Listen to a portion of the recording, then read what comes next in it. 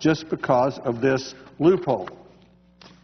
Here's what former Governor Jeb Bush had to say about that. Quote, "It seems to me there has to be a way to tax sales done online in the same way that sales are taxed in brick-and-mortar establishment. My guess is that there would be hundreds of millions of dollars that could then be used to taxes to fill campaign promises." Uncollected sales taxes could be used to pay for things our states need to pay for now. They could be used to reduce college tuition. They could be used to pay outstanding teachers. But they also the sales tax rate, or to reduce some other tax, or to avoid a tax altogether. In Tennessee, we don't have a state income tax. We'd like to avoid one.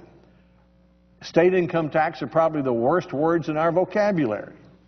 And collecting tax on sales from everybody that owes us could not only reduce our sales tax, but help us avoid a state income tax. Governor Haslam of Tennessee, who strongly supports our legislation, said, "It's just too big a piece of our economy now to treat it like we did 20 years ago." Haslam is right. Online sales set new records last year, and while the growth of e-commerce is very good news for our economy, our local businesses are getting hurt because they're not competing on a level playing field. That's why our legislation has the support of the National Governors Association, the National Conference of State Legislatures, the Conference of Mayors, the National Association of Counties, just to name a few. About the only ones left who are complaining about our legislation are taxpayers and businesses who are being subsidized by other taxpayers and businesses because the playing field isn't level. Amazon, a huge online seller, strongly supports our legislation. Over the years, they've opposed legislation like this. Now they believe we've solved the problem. Why? Because they say our bill makes it easy for consumers and easy for retailers to comply with state sales tax laws, and it helps states without raising taxes or new federal spending. Some people will tell you we're talking about taxing the internet. That's not true. Our legislation doesn't create a new tax. It doesn't tax the internet. The Senate debated internet access taxes several years ago. I was in the middle of the debate. It led to a moratorium on internet access taxes. That moratorium still.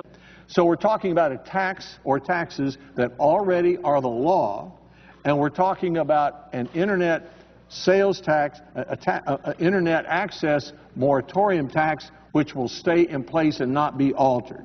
It's very hard to see how anyone can say with a straight face that giving states the right to collect taxes that are already owed is a tax increase. I've spent a lot of time talking with my colleagues about making the Senate work more effectively. One way to do that is to make sure that senators have the opportunity to thoroughly consider important legislation. On January 31st, just a few weeks ago, over 200 businesses, state and national trade associations sent a letter to the senator from Montana, the chairman of the Finance Committee, asking him to co-sponsor our bill to address the inequity this year. Senator Enzi and the bill's co-sponsors have also urged the Senate Finance Committee to hold a hearing on our bill as soon as possible. The House Judiciary Committee's already held a hearing. They did it on November 30th. It gave House members of both political parties the opportunity to learn more about the issue and express their support for it. And I hope that the Senate Finance Committee will seriously consider our request and soon find time so that senators can have the same opportunity that House members have had. 10 years ago, the bills that we considered to try to close this loophole and fix this problem simply weren't adequate to solve the problem. The legislation that we introduced in November does solve the problem. It is simple, it's about state rights, it's about fairness, and it solves the problem. It doesn't cost the federal government a dime, it doesn't change federal tax laws, doesn't change state tax laws, doesn't require states to do anything. It simply gives states the right to decide for themselves how to enforce their own laws. This is an old law that only the federal government can solve. Unless we act, states will continue to be deprived of their right to enforce their own tax laws, and businesses will not be allowed to compete on a level playing field.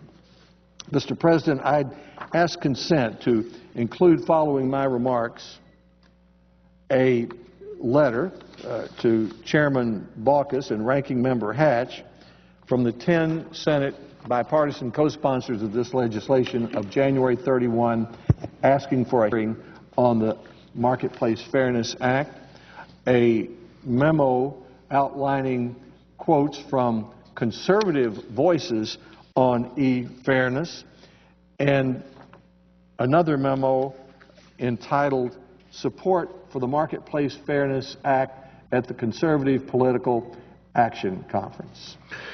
Is there objection? So ordered. I thank the President, and I yield the floor, and I notice the absence of a quorum. Clerk will call the roll. Mr. Akaka.